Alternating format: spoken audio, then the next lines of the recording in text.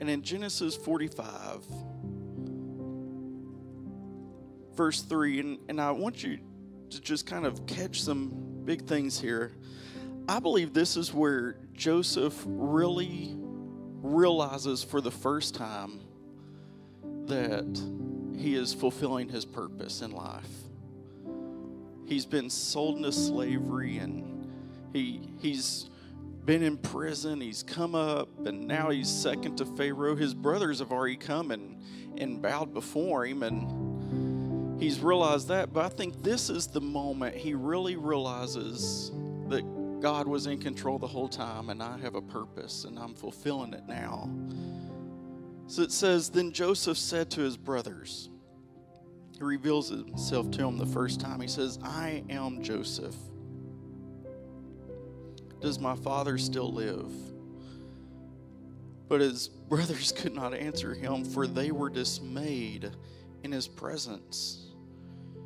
And Joseph said to his brothers, please come near to me.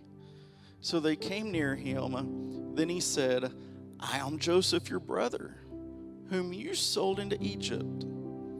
But now do not therefore be grieved or angry with yourselves because you sold me here. For God sent me. That's a big phrase right there. For God sent me before you to preserve life.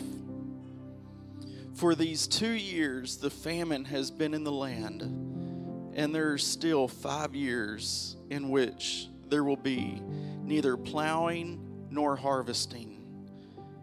Watch it again, he says it. And God sent me before you to preserve a posterity for you in the earth, and to save your lives by great deliverance.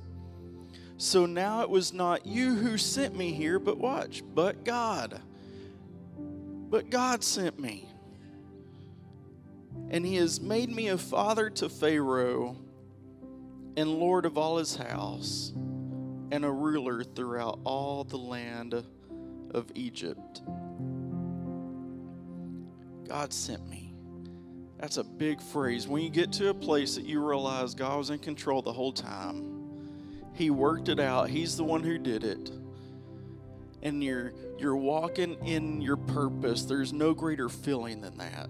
So we're going to discover that this morning. Amen. Will you turn to your neighbor who's not wearing green and just pinch them? Just pinch them. They knew better. And you can be seated.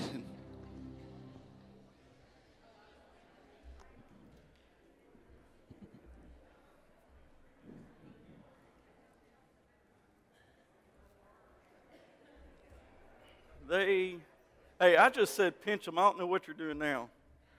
I'm just talking, having conversations. You know, this is, my wife mentioned, before I really get into this, my wife mentioned this is a special day for us. Our 6 years being at the church. And I just want to say, along with her, we love being here. It's an easy date to remember for us, because it is also my wife's birthday today. Yes. I don't know how she does it, that she still, as I age, that she still looks 29. Just think,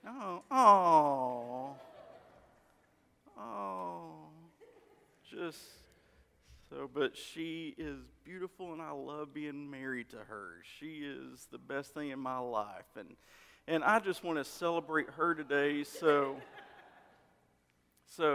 y'all make sure to give her gifts. They will be appreciated. She'll take money. You say, well, I didn't bring anything wrapped. She'll take money. You don't even have to wrap it. You can just hand it to her. Then she won't take mine. All right. Get into the Word. Your purpose and finding your purpose.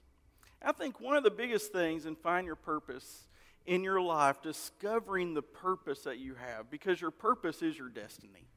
I mean, it is. What your destiny is that God has for you is your purpose. It's fulfilling that purpose in your life. And one of the big things that you've got to first realize, and you've got to believe this, you've got to believe that God has a purpose for you. If you don't believe God has a purpose in your life, you'll never fulfill your purpose. You'll never walk into your purpose. You have to believe that God has a purpose for you. I had said this is one of the big questions. This is like the number one question that I get asked as in ministry as pastor, especially when I was a youth pastor. Every kid come up to me and would want to know this. What's my purpose? Pastor, I don't know what I'm supposed to do in life. What's my purpose? That's the big question that we all have. What is my purpose? We might say it different. We might say is what's my calling, or what on earth am I here for? What's the reason that I'm here? And does God have a plan or a purpose in my life? And those are our questions. And if I can just answer it for you quick, yes. Yes, God has a plan for your life. If that's what you're asking, does God have a plan or a purpose in my life? Yes, God has a plan and a purpose for you in your life. Ecclesiastes 3 starts off this way. It says, "To everything there is a season." Everything there's a season. A time for every purpose under heaven. You know what he's saying there is that to everything, you're a part of everything, okay? In God's creation, you're a part of everything. You have a purpose. Everything God makes has a purpose. Think about it. There's nothing that God created that doesn't have a purpose in it. The trees that He created, that He made, they have a purpose. They bring forth fruit for us. They bring oxygen to us for us to breathe. They have a purpose. Animals, all the animals that God created have a purpose. Even the insects have a purpose. I don't know what the mosquitoes is, but I'm sure He has a purpose for them. Everything that God made has a purpose. Listen, you have a purpose also. Listen closely. You have a purpose. If everything God made has a purpose, then you have a purpose in your life. He didn't make you by accident. He made you with a purpose. Listen, He is a merciful, man, I can't even say that, so don't listen now. He is a someone else say it. Help me out. You know it. God. Not personal. Purposeful. See? Maybe y'all didn't know it. I just had to slow down. Sound it out. Get some syllables out there. Get that southern draw out where I put them 2 syllables in one. He is a purposeful God. Listen, everything He made has a purpose for a purpose, just like you. He made you on purpose for a purpose in your life. And one thing you've got to find out your purpose in life, one of the best ways is to find a purpose of anything, is to look at how God made you. You know, notice everything a designer makes has a purpose. You can just look at it. That there's a purpose in everything that the designer makes. You might not know what it is, but there's a purpose there. You know that. You can just look at this water bottle. The designer of this had a purpose in it. You can just look. I mean, you can tell that they made it with if it would have been me, it would have been a big hole. You know, and then I would have dumped water all over my face. But the designer had a better purpose. He had a plan in this. And look, if if I don't know what his purpose is in making this, I might mess up and it will frustrate me. If I try to put ice cream in here and eat out of this, it would frustrate me. It wouldn't work. The designer made a bowl for ice, a big bowl for ice cream. Y'all choose to put punch in my ice cream bowls. But I knew what the designer was thinking. The purpose. He has a purpose. You can tell. Everything has a purpose. And if you want to know what your purpose is in life, the same thing, look at how the designer created you. Look at how God created you. Look at what He put in you. Look at what your skill set is. Look at what your natural giftings are. Because we are all different. We are all unique, and God designed us all, each specifically. Why did He design us each specifically? Because He has a purpose for your life. And if you want to know what your purpose is, look inside at you and see how you're created. It's through that creation that you know what your gifting is. So you've got to believe. In order to discover your purpose, in order to realize what it is, you've got to believe that you have a purpose from God. The other thing, though, is you've also got to realize and understand that God is in control the whole time. I love that Joseph put in there. It is 3 times he said it in that little bit that I read you. 3 times. It was in the 5th verse, the 7th, and the 8th verse that he said, God sent me. Man, that is powerful right there. God sent me. He says it 3 times. God sent me. This is the guy who was sold into slavery by his brothers. This is the guy who was lied about while he was serving in Potiphar's house, lied about and thrown into prison. This is the guy that while he's in prison, he's forgotten about by the baker and the butler. Well, you gotta excuse the baker, he died. But the butler, he was forgotten about by the butler while he's in prison. Listen, what I'm trying to get is if Joseph can go through slavery, betrayed by his brothers, lied about and put in prison, forgotten about by those who could help him and bring him out, and he can stand at this moment in front of them and say, look, it was God who sent me. He was in control all the time. If he can say that, then can I just let you know that nothing that anyone else does can stop God's purpose in your life. I don't care if they lied about you. I don't care if they betrayed you. I don't care if they hurt you. I don't care if they harmed you. I don't care if they cheated you. Nothing that anyone can do can stop your purpose that God has for you. Betrayed, lied, thrown in, forgotten about, and still he says God was in control the whole time. This is what Romans 8:28 says. It says, and we know that all things work together for good to those who love God, to those who are called according to His purpose. His purpose. And what that tells me, that if it says all things work, that means the lies that they said, He'll take them and work it out. The betrayal that you went through, He'll take it. And the hard times that you dealt with, He'll take it and He'll work it, all according to His purpose.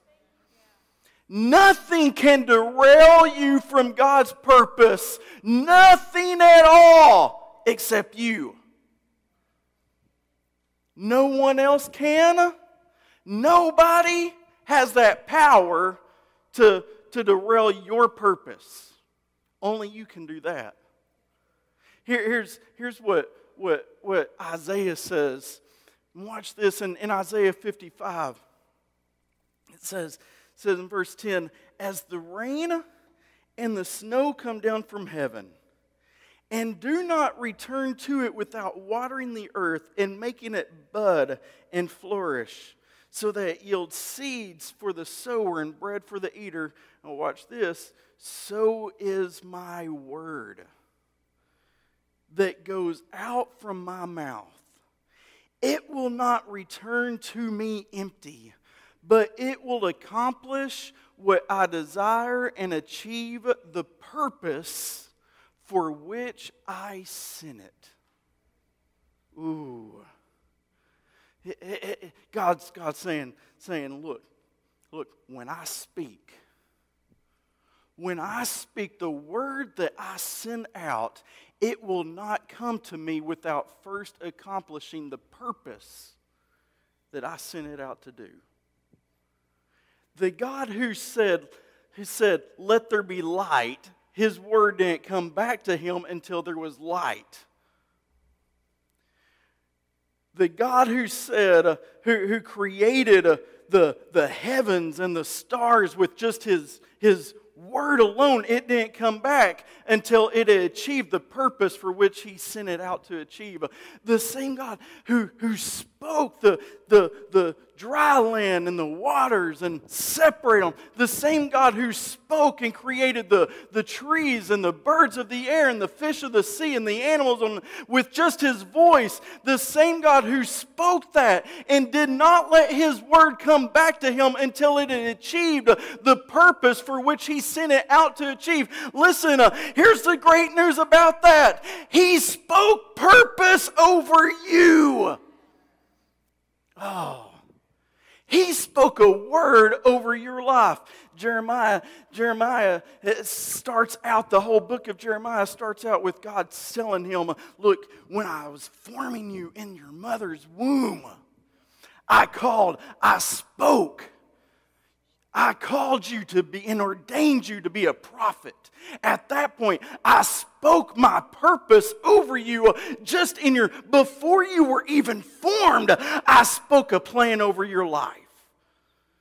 Listen, he spoke a plan over you. He has spoke a purpose over you. And that purpose that he spoke will not come back void. It will fulfill what he spoke, what he told it to do. And there's nothing or no one, not even Satan, can stop God's word that has been spoken over your life. You got to understand this. I don't care what you've gone through in your life. You know, we tend to think that we have more power than God's word. I remember there's been times in our life and in our ministry that there was moments that we just thought, man, they just messed us up. There was a point in our life we went to try out to pastor. This was while we were still youth pastors. Went to try out because we were feeling this calling to pastor and just that change because, you know, teenagers are tough and we're tired of messing with them. So we just felt this, didn't realize pastoring's harder. But we tried out this church and we felt this is where we're supposed to be. They didn't vote us in. And we thought, man, now what do we do? Now we're out of God's will. We were supposed to be here and they didn't follow God's will, so now my destiny and my purpose, it's all over. And I'm thinking, no one has that power. I don't care if someone cheated you and robbed you. I don't care if they took the job that you thought you were supposed to have in life. it doesn't derail you from your destiny and your purpose with God.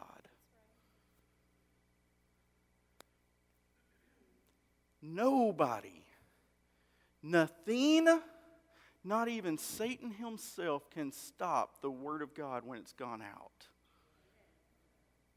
So listen, that word that he's spoken over you, that purpose he has spoken over your life, that plan that he's put in you, it won't come back void. The only thing that can derail you from fulfilling what God has spoke over you is you. You can mess it up. You can stop the path. You have that ability, but no one else does. So you've got to believe. You've got to believe that God has a purpose for you. You've also got to believe this and understand that God's in control. So no matter what I've gone through, God's still in control of the situation. God still has it handled. He can still take care of it. So once you believe that God has a purpose for you, and once you realize and understand that God's still in control, then you've got to discover your gifts. If you want to know your purpose and your destiny, you've got to discover your gifts and your direction. Promise, your purpose is wrapped up in your gifts. And when you begin to unwrap your gifts, you'll find your purpose. We all have gifts. We all have gifts. Whenever I said earlier that in order to discover what you're created for it's in your gifts. Look, we all have gifts. We all do. We all have things that are just natural to us that God has blessed us with.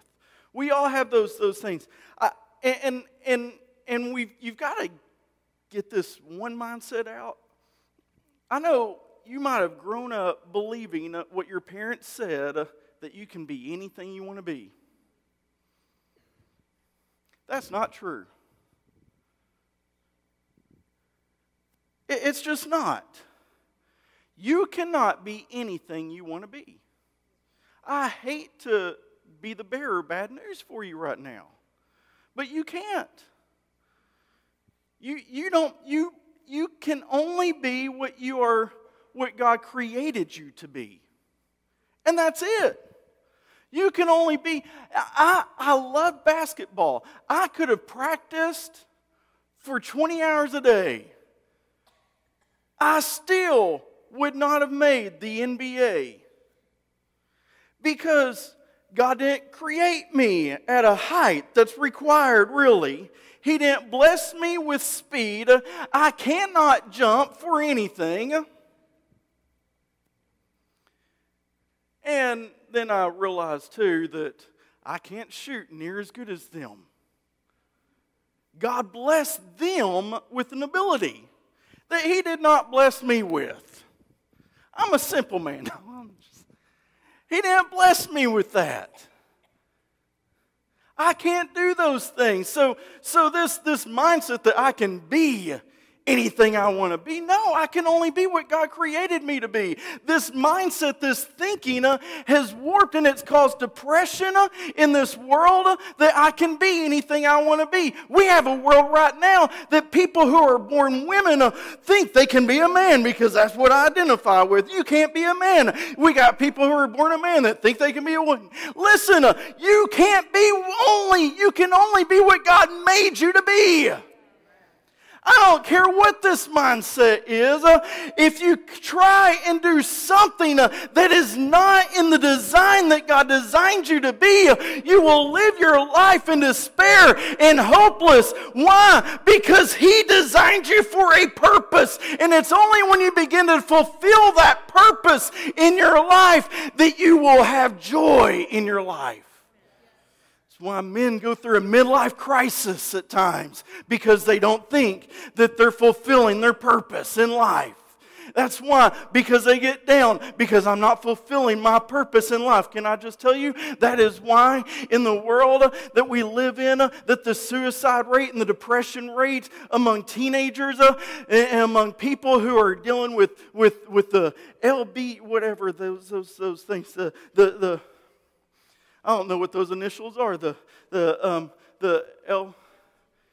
Thank y'all. It's too many initials for me. Because they're not fulfilling, they're not doing what God designed them to do. They're not fulfilling a purpose and a design that God had for them. So they are struggling and depression is going through. Why? Because they are not fulfilling their design. Can't be happy if I'm not fulfilling my design. So I've got to, if I want to discover my purpose and my destiny, I've got to look deep inside, look at myself, and to see what God has created me to be. So He's given me gifts. He's given me natural gifts, just things that come easier to me than with anybody else. It's my giftings. And the hard thing is, because it comes so easy to you, you don't even recognize your gifts sometimes. You don't even see it as a gift because, well, that's just easy for me. I didn't even, it's not something I even have to work on. It's just a natural gift. It's your design.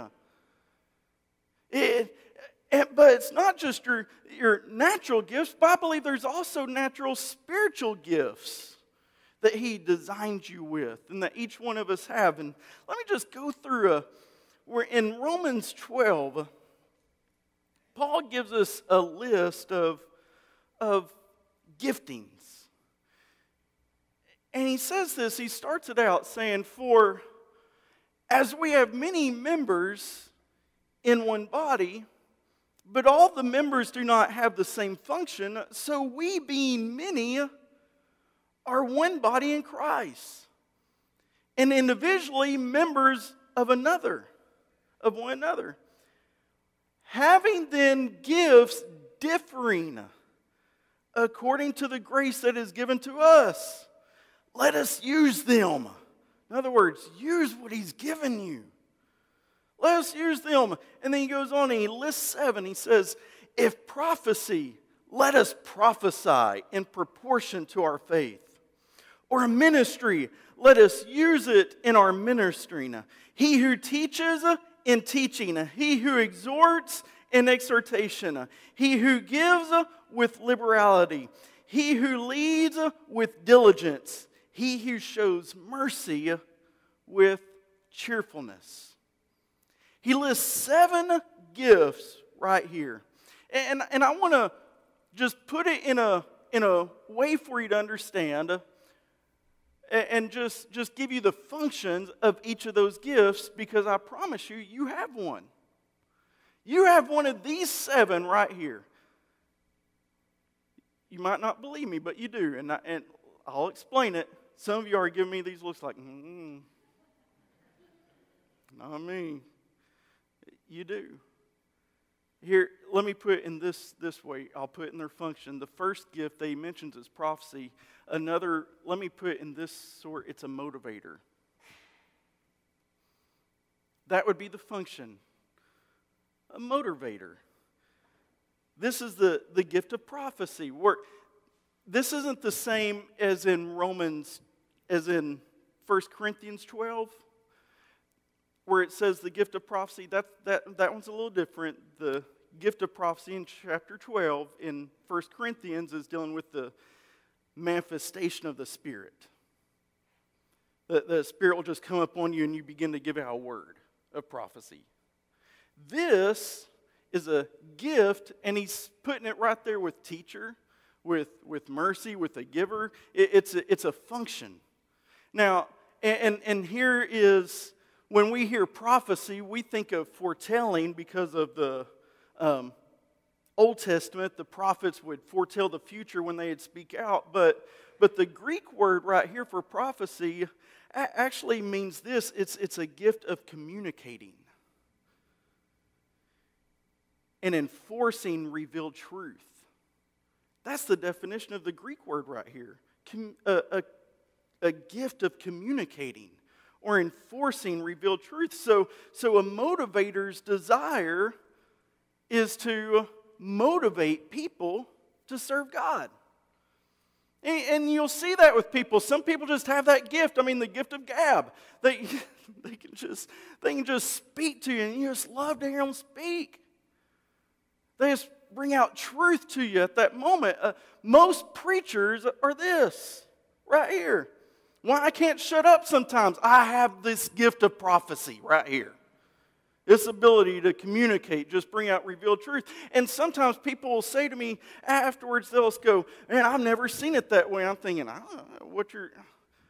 just love how you bring it out. I don't even realize because it's just easy.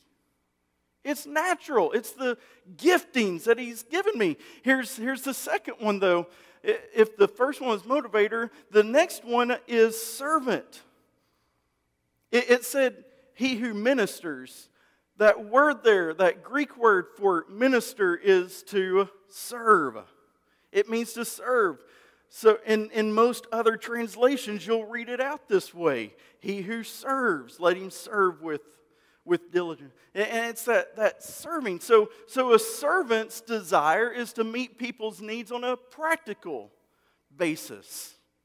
And you'll see people like this. These are the people that whenever there's a funeral, they just want to serve. They're going around. These are the ones that if you're eating with them at a restaurant, that they will start to gather all the plates, stick them on the side of the table, get them all ready for the waiter, moving stuff here and there.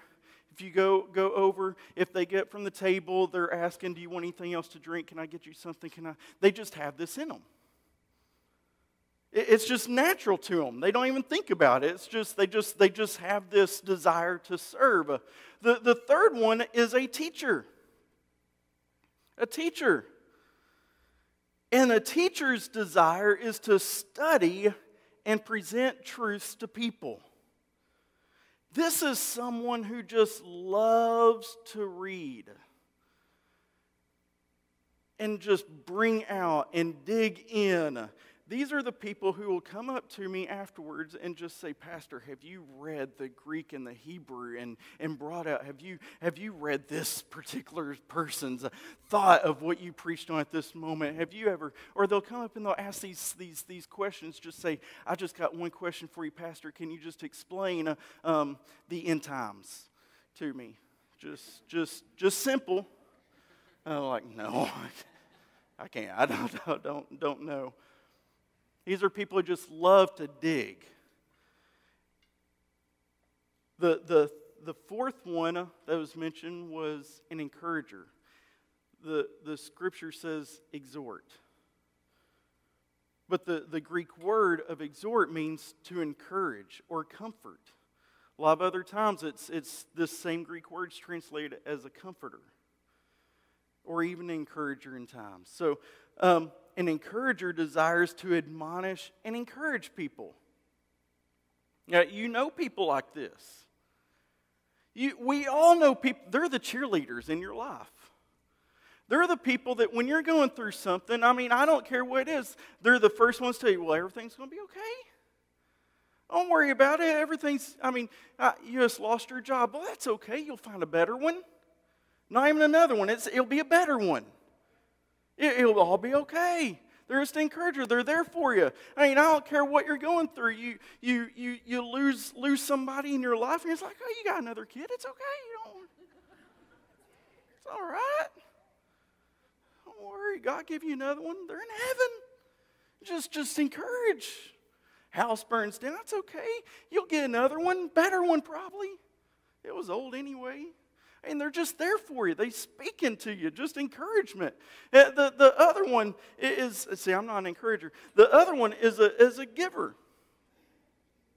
And a giver's desire is to meet needs of people on a financial basis.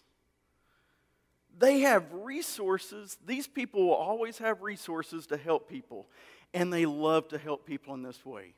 God just blesses them in that way, and they just love to financially pour out into other people's lives. You don't even realize who all they help.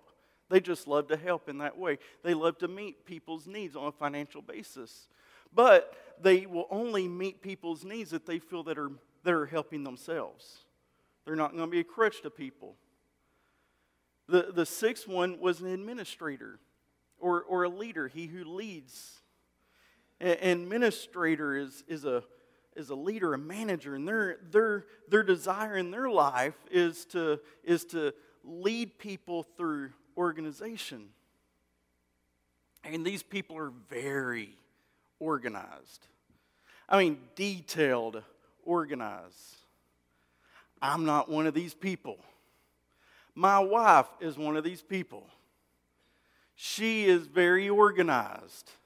I mean, if we're just going to go somewhere by the seat of our pants, then we're just going to, we're just going to take a vacation. We're just going to go, just go see what happens. Here's a list of what we can do. Just see what happens, though. We're not really going to plan it, but we're going to stay here. It's about this far. We're going to drive here. Here's our map. Here's the list of activities we can do this day. What time do you want to get up? We need to be back by this time, so we need to leave by this time. These are people that are just organized. They can't help but be organized. Brother Mike is this way. That's why he sets up the chairs for us. He is detailed. And when he organizes, he's taught me, because I know he loves it certain way. I mean, we're measuring exactly. So it frustrates him, and now it frustrates me just as much, because I'm taking on that spirit of him, that when you move these things just a little bit, I'm wanting to say, you stop, Satan. Quit that. It's a spirit right there of dysfunction. You got no purpose in our place. They just love. They will organize. They are detailed people. The seventh one is a sympathizer. Mercy. A sympathizer. They desire to identify and empathize with people. These are people that will cry with you when you're going through something. These are people that they're like Clinton used to say, I feel your pain. They're that way. They just want to feel when you hurt, they hurt. They are just, they're crying with you in every moment. And realize these people are important. When you're going through a tough time, you don't want the prophet there. You don't. You don't want the prophet there telling you, you've got some sin in your life you've got to get rid of. No, you want the encouragers and the sympathizers around you. You want someone picking you up, but someone at the same time crying with you, comforting you that way. When you go through things, this is why it's important in the body of Christ that you realize what your gift is and operate in that. Your purpose is there. And if you want to see these gifts just kind of come into action, the best way to really discover what it is, if you ever got involved in a committee or a board in a church, you will see these gifts begin to operate. You will. It's amazing. And for example, if I have a board meeting and you have these gifts, just give you an example. A board meeting, I'll set an agenda. Brother Mike will look over my agenda. He's the administrator. Gift. He'll begin to speak out a little bit before the board. Do you want to put this on the agenda? Do you want to put that on? Well, maybe. Yeah, sure, we'll do that because I hadn't even thought of it. He's organized. Before we have a church business meeting, he's the one who sets the agenda because he doesn't even trust me for that yet. He sets it and has me, is this okay? Is this look right? I'm like, yeah, it's way better than I would have done. Perfect. He's just organized. So in a meeting, you'll see the administrator type, the leader, get up and they'll set this agenda that they've been working on, and they'll bring up a particular thing within the area, and they might say about someone like, hey, we need to pray for this family right here. They're really struggling. They're going through something. They just lost their job. As soon as a person is brought up with a problem, that's when you'll begin to see the gifts just flow naturally. That's when you'll begin to, because every one of these gifts deal with people. Every one of them. They deal with helping and serving people. So you'll see these begin to just pop out as soon as there's a problem. So if we're in the board and I'm saying, hey, we need to pray for this family. They're really struggling right now. They just lost their job. You'll see the prophet come out. He'll begin to speak up and say, well, they're probably, they've probably got sin in their life. And they need to get rid of that. I'm the prophet type, and this is my first thing always, is like, they're probably not tithing. God can't bless them. They're just, the devourers come over them. We need to talk to them. We need to sit them down and talk to them about tithing. That's the prophet will begin to say that kind of stuff in the meeting. But the next one, the teacher, he'll come up and the teacher will say, well, if I could, I would just love to get with them. I can help prepare a resume for them. Let me do some researching out. Because they love to research, teachers do. Let me do some research, see if I can find out what jobs there are out there. We'll give them a better job. The encourager's already texting them. They're just texting them right there at that moment. Like, hey, man, we're praying for you. I know you. I want you to know everything's going to be okay. We love you. We love you. God's got something better out there for you. They're just encouraging at that moment. The givers over there saying, why don't we just take up an offering? Because they just love to me on that need. And it's just, right here, they're probably struggling financially. Let's take up an offering. I'll give the first 100 because they just love to give. That's what they think of. And you've got the servant. He's already left the meeting to go buy groceries for them. He's just left. He's just gone. He's checked out. He's buying groceries for them, and he's already lined up someone to come clean their house and cook meals for them as they're going through this tough time. And the others, you got the mercy person. They're just in a corner somewhere crying and praying. You just begin to see these gifts in motion. We all know people like this, don't we? You're that way. When you hear something about someone, all of a sudden you can discover your gifts this way in your life. When you see a need in someone else, what do you automatically think to respond with? Do you want to organize something in their life? Do you just want to, they got to get their house in order? Do you automatically go to, man, I really need to speak something over them. I feel like God's got a word for them. What's the way that your purpose is going to be wrapped up in your gift? When I say that, look at Joseph's life. Joseph had the gift of an administrator. You can just see it. Everywhere he went, he was administrating, he was leading. Every place that he was at, he led. It didn't matter. When he was in Potiphar's house, sold into slavery, goes into Potiphar's house, automatically. His gifts go into action, and he is second in command. Potiphar doesn't know anything that he has other than the bread that he's eating because everything's in Joseph's hands. He goes into prison he's lied about. Hey, he gets into prison, automatically his gift goes into action. He's second there in the prison. He's over all the guards. Not guards. Yeah, that would have been funny. Yeah, hey, you need to let me out. No, over all the other prisoners. And you even see it early on in his life as a kid, and he's at his father's house. You see this gift of administration come out because he's the one that's checking on his brothers, seeing how they're doing. He's making sure he bring back word to his father and just reports to him. And it's not written in the Bible, but I just believe that even in the pit, that was probably the most organized pit you'd ever seen in your life. I mean, by the time, just a little bit of time in that pit, he probably had that thing all swept up. It was the nicest pit you'd ever want to be in. Because it's just natural for him. That gift of organization just come out. He had things lined out. It was just something within him. He had to work in his gifts.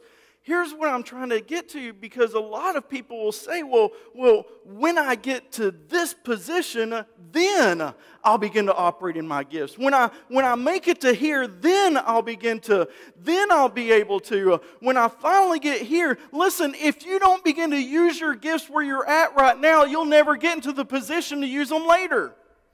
If you don't begin to operate in your gifts that God has for you right now and use and work in your gifts right now, you'll never make it to the position that God has for you. You'll never fulfill that purpose in your life because you've got to operate in your gifts where you're at. Your purpose is found through your gifts. Your purpose is found through your gifts. You know, you might be asking, say, is there a way that I can really find out my purpose? Because when we ask that question, we're wanting specifics. We really are. When I was a youth pastor and have people come up to me and go, I just want to know God's will in my life. Okay, you're back there, buddy. I don't know. They're wanting specifics. They're wanting to know, what step am I supposed to take? What's my next thing? What's my next thing? So, can you know the specifics of your purpose? Yes. Isn't that exciting? I believe you can. Here's one thing. So if you're asking, when can I know the specifics of my purpose? This will disappoint you after you've already stepped into it.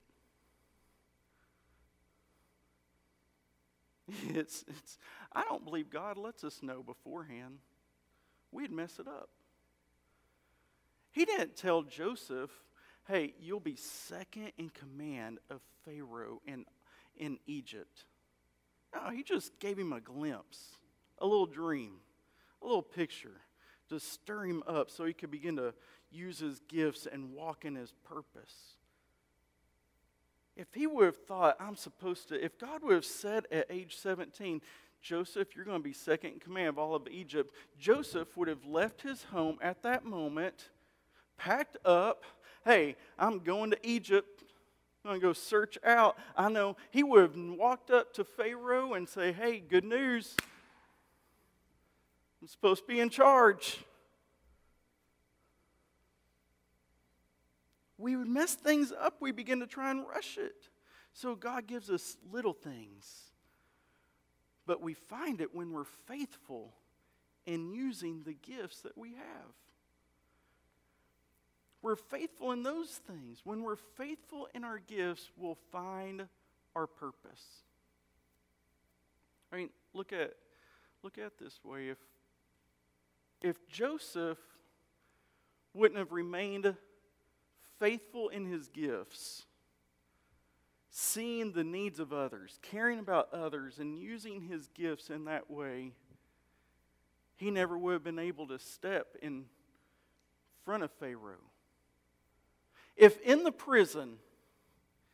while he was in the prison, and he saw the baker and the butler that he saw, and saw the need in them and that desire to help, if he would have just said, well, no, man, I'm going through stuff too.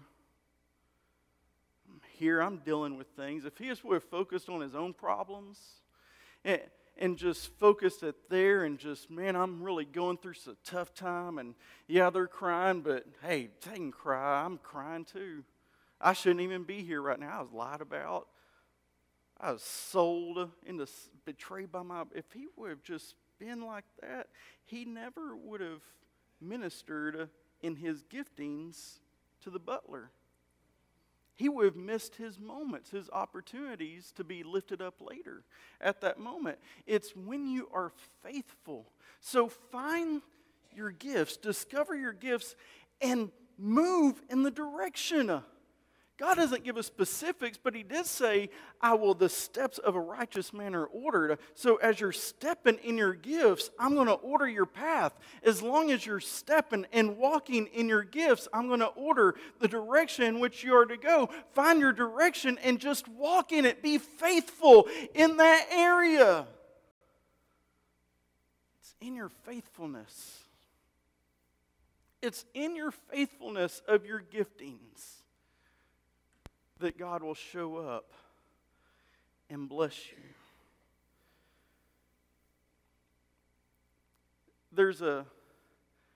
We all have heard of John Wesley.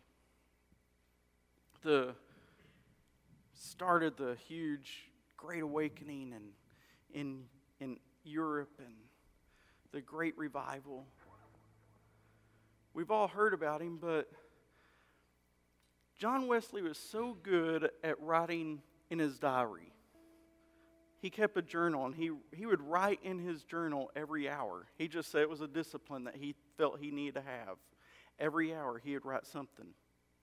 We know so much about John Wesley, even though it was centuries ago now. We know so much about him because of the detailed journals that he kept. But look at this, something that he wrote in his diary. And he put the date down. It said, on Sunday morning, May 5th, this is out of John Wesley's diary, Sunday morning, May 5th, preached at St. Anne's, was asked not to come back anymore. Sunday night, May 5th, preached at St. John's. Deacon said, get out and stay out. Sunday morning, May 12th, next week. Preached in St. Jude's. Can't go back there either. Next Sunday morning, May 19th, he writes, preached at St. Somebody Else's. Deacons called special meeting and said, I couldn't return. Sunday night, May 19th, preached on street, kicked off street. Sunday morning, May 26th, next week, preached in Meadow, chased out of Meadow as bull was turned loose during service. Sunday morning, next week, June 2nd, preached out at the edge of town, kicked off the highway. Sunday night, June 2nd, he writes this. Afternoon, preached in a pasture. 10,000 people came out to hear me.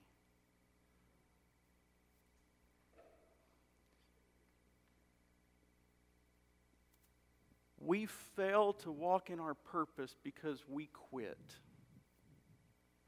using our gifts.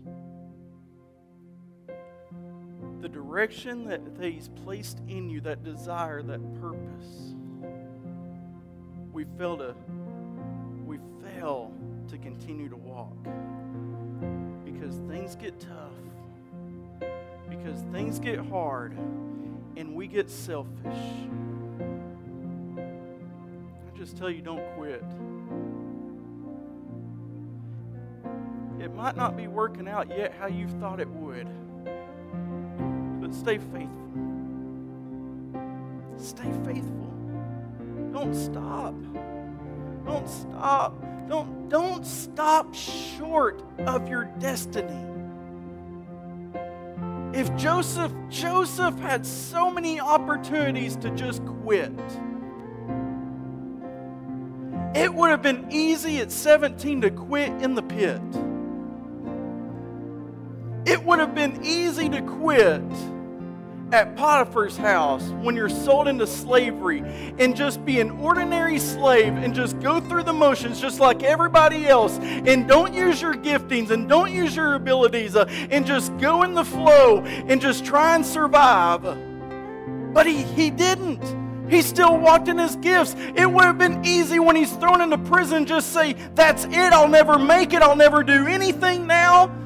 I've hit my bottom, my low. I've been lied about. I've been betrayed. I'll just be like everybody else. But something within him said, don't stop.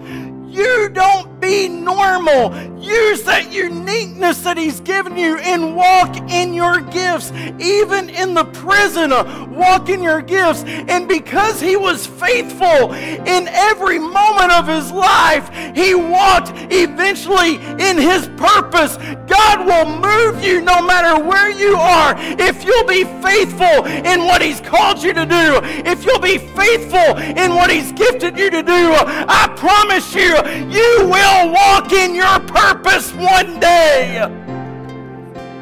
And nothing that anybody else has done or said or lied about or spoken over you will ever derail you from that purpose that he has for you.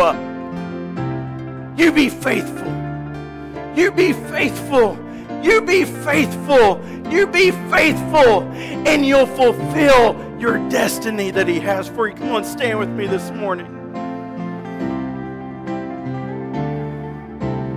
And I just feel in this place there's some people, and you've been on the edge of quitting. You've had this just looking at yourself moment. Instead of walking and seeing everybody else's needs and ministering in that way. Some you've been called to serve, and God's got something special for you as long as you'll continue to serve in that area. You'll find out all along he had a plan for your life. Some it's just natural for you to lead, but you haven't been leading. Can I tell you, start to use your gifts. Quit looking at yourself and begin to look at others' needs. As you're faithful, God will bring you to your destiny.